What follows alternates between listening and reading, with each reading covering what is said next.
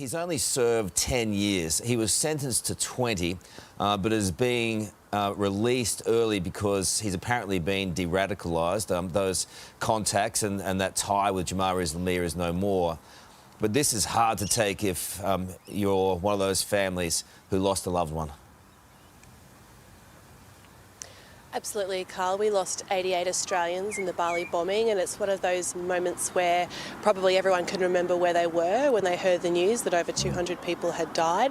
So, like you say, the timing of this is particularly bad, I think, because it was going to be difficult enough for our 88 sets of families in Australia coming up on the anniversary, and now to have this as well. This is a difficult one for you to answer, but is there any way, from a legal point of view, Australia can make appeals? I know the justice system is obviously completely separate and autonomous, and they don't necessarily have to listen to us, but we can make representations, can't we? I think that would be a matter for Penny Wong as our new Foreign Minister to determine. Yeah. I will be spending my time focusing on what we can do to help the Australian families through this, as it all rolls out in, like you say, the weeks running up until the 20th anniversary. Well answered. Anna, what do you think? Look, I just think this is absolute rubbish. You know, if we can make an appeal, we should be doing it. This is a bloke who went on the run for 10 years. His sentence, as far as I'm concerned, wasn't long enough in any case. He got 20 years. Really, I think this is someone who should be locked up for life. You know, essentially he made the bombs that were then used to kill 200 people. I think it's devastating. It's a slap in the face. It is to those families. It's absolutely heartbreaking. He should still be behind bars for a long time. I agree with that completely. Given the timing, it's awful. On a much lighter note this morning, obviously the NRL is moving, well, staying in Sydney after what was the most successful grand final in modern memory last year in Brizzy. I just want to ask you, Annika, this morning, do you feel like Queensland's been used and abused in this negotiation? Well, Carl, as the Federal Minister for Sport, obviously I can't pick sides, but as a Queenslander, I will. We have been egregiously done over here. We did an amazing job last year, and we'll be back. We're plucky, we're resilient. The new Super Bowl format where you bid each year. Watch out, Dom Perrottet, we're coming for you next year. Exactly. He may not be there next year.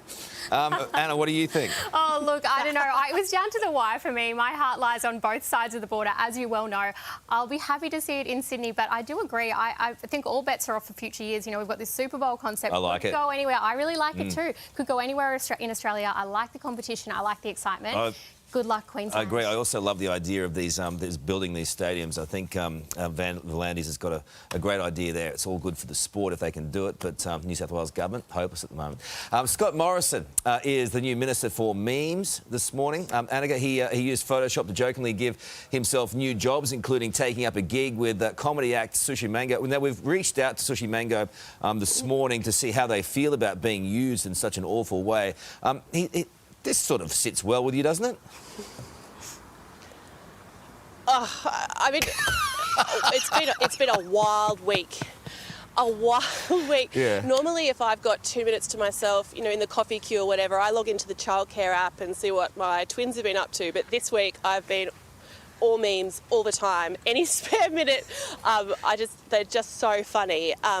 Obviously, it's a very serious issue at the heart of it, but there's so much yet to come out. Like, Carl, I reckon we could be talking about this for the next few Fridays to come. I mean, I'm thinking of people like Josh Frydenberg. Yeah. You know, they were housemates in the lodge. They shared so much, and then he finds out this week that also there was a dark secret at the heart of that bromance, you know, like there was something that Scott wasn't telling him. And I'm thinking about all those cosy TV dinners on the couch, and Scott Morrison's like sliding open the deck door to the patio and taking calls on his burner phone about his shadow treasury. Like, it's wild. It is completely wild. It is, but, it is. We do have to find out about why it needed to be kept so secret. Okay. If it was also above board, why did it need to be a secret? There he is at the Sharkies. Look, we're running out quickly on that one. Oh, weird, wild, all of it. I think Morrison trying to slide into the memes, though, is a little bit cringe. Yeah, it's too soon.